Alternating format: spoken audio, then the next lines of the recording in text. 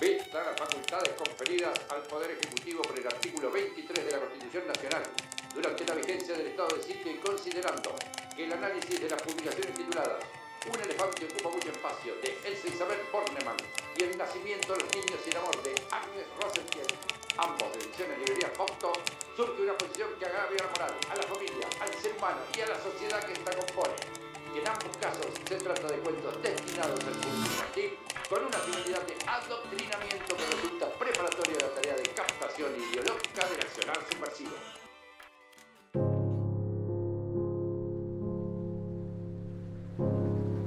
...1976... Se apagó el verano, se escuchó la tos seca del otoño. La ciudad se llenó de carretas negras conducidas por sombras. Los relojes tomaron la costumbre de detenerse muy temprano, porque la calle y la noche eran una combinación impensable.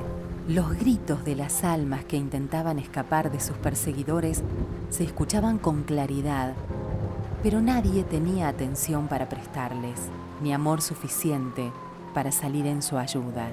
Las ventanas perdieron su propósito principal, mirar la vida, y los susurros se transformaron en una manera de pensar.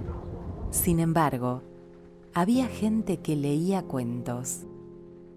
Hubo un padre. El mío. Se llamaba Andrés y no entiendo cómo me parecía grande si solamente tenía 23 años. Me quedaron su pensamiento, el color de los ojos y su fotografía. Pero las fotografías tienen un tremendo problema. No cambian, no envejecen. Por eso, hoy tengo más años que los que él tenía cuando me leyó el cuento de Víctor, el elefante. ¿Te has vuelto loco, Víctor?, le preguntó el león asomando el hocico por entre los barrotes de su jaula. ¿Cómo te atreves a ordenar algo semejante sin haberme consultado? El rey de los animales soy yo. La risita del elefante se desparramó como papel picado en la oscuridad de la noche. Ahora tengo que irme, dijo mi papá. Mañana seguimos. Le pedí que leyera un poquito más, pero me respondió que se le hacía tarde. Recuerdo que desde la cama vi los pantalones anchos y coloridos de mi mamá, que miraba desde la puerta del dormitorio. Ella tampoco quería que se fuera. Mi papá se acercó para darme una explicación inapelable. ¿Viste el cuento que acabamos de leer? Ajá. ¿Te cayó bien ese elefante? Ajá. Sobre todo me gustó lo de la risa como papel picado. Bueno, alguien ordenó que nadie, nunca más, puede leer ese cuento, que hay que sacarlo de las librerías y alejarlo de las casas y de las escuelas. ¿Eso te parece bien? Me parece mal, contesté. A mí también me parece mal. Por eso tengo que irme, ¿entendés? Yo entendí más o menos, pero lo suficiente como para resignarme. Papá dejó el libro sobre la mesita de luz. Te prometo que mañana lo terminamos, dijo, sin intención de mentir. Después escuché los suecos de mamá cuando lo acompañó hasta la puerta y escuché el silencio inconfundible de un beso. Y hubo una madre. La mía. Ella era asustadiza. Mala no, asustadiza. Esa tarde entró a mi dormitorio y se puso a revolver los estantes. ¿Dónde se metió?, decía para sí misma. ¿Qué buscas?, le pregunté. Ese libro que te regalaron para el cumpleaños, el del elefante. Sabía que mi mamá no podía estar buscando el libro para leerlo, porque siempre tenía cosas mucho más importantes que hacer. A ver si iba a perder el tiempo en tonterías. Entonces, ¿para qué lo buscaba? ¡Ay, acá está!, dijo, y miró al elefante de color violeta y pantalones rayados como si estuviese frente al demonio. ¿Para qué lo querés?, me pregunté. Ella me respondió mientras se iba. Por eso pensé que no había entendido bien. No pudo haber dicho para quemarlo. No pudo haber dicho eso. La alcancé en la cocina y volví a la pregunta. ¿Para qué, mamá? Se dio vuelta y me miró con expresión severa. Para quemarlo, Mariana, para quemarlo. Antes de preguntar alguna otra cosa, necesitaba entender y la verdad yo no lograba hacerlo. Mi mamá se detuvo apenas en una explicación. Lo prohibió el gobierno. No se puede tener en casa ni en la escuela, mucho menos leerlo. Y agregó, no me explico cómo tu tía te regaló una cosa así. Es lindo, dije. Hay muchos animales que quieren volver a ser libres. Ni me hables, Mariana. Mamá buscó los fósforos en los que 3 patitos se alineaban en formación estricta y caminó hacia el patio. Yo fui detrás. Era tan evidente su determinación que ni siquiera me atrevía a pedirle que no lo hiciera. ¿Por qué prohibían un libro? A lo mejor contagiaba alguna enfermedad. Me pasé las manos por la pollera. Mientras tanto, mi mamá había puesto el libro en un fuentón de aluminio. Me gustaría decir que le temblaron las manos, pero la verdad es que no fue así. Ni las manos, ni los ojos. Más bien, me pareció que se sentía importante. Miró su obra durante un rato y se fue. Una frase del cuento me vino de pronto a la cabeza.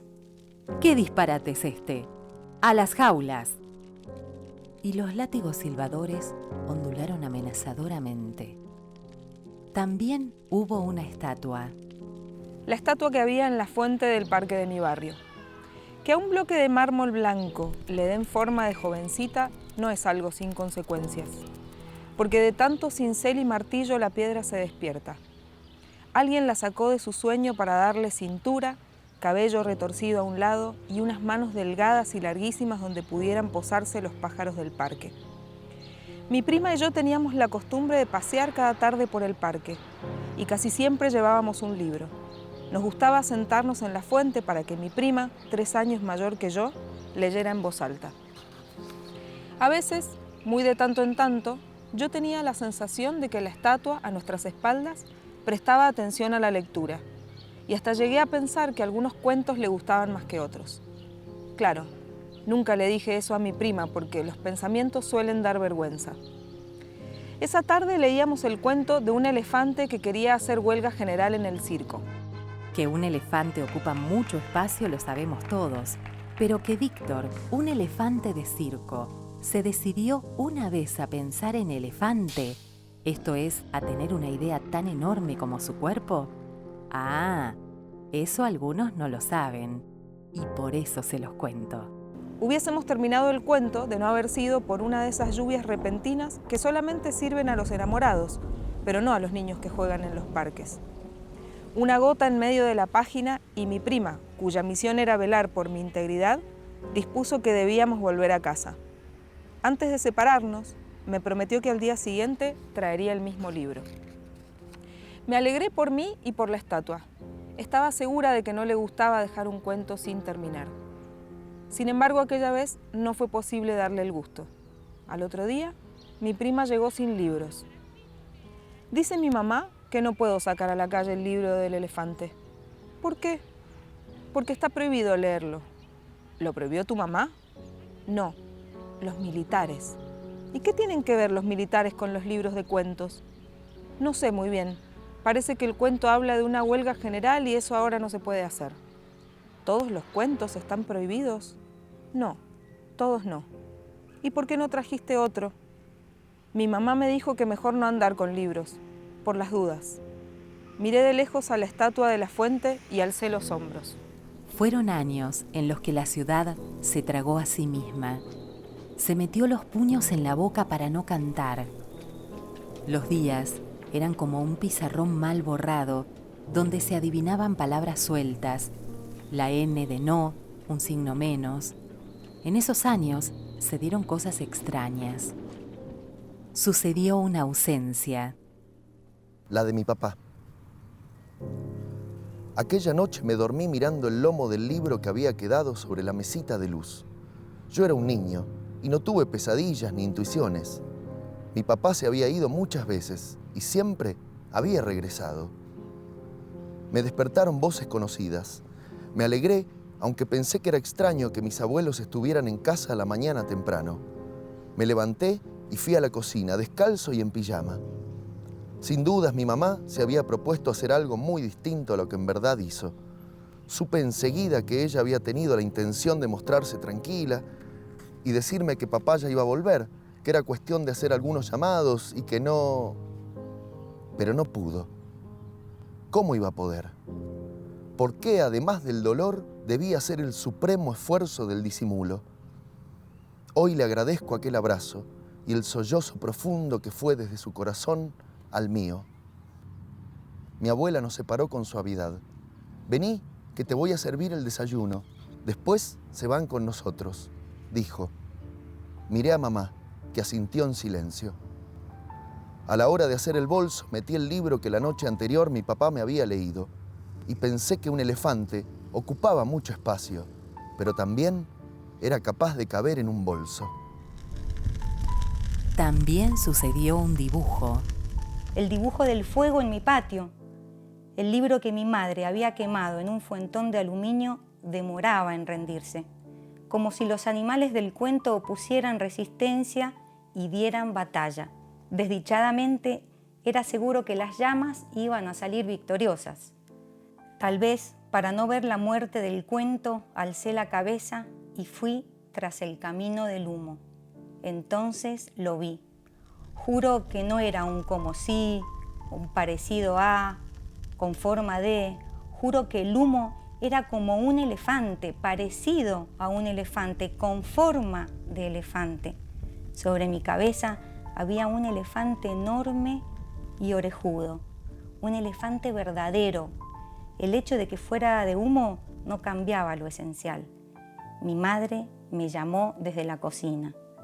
El elefante giró la cabeza para mirarme, movió las orejas y se alejó, ni tan alto ni tan bajo, hacia el horizonte. Y sucedió una huida.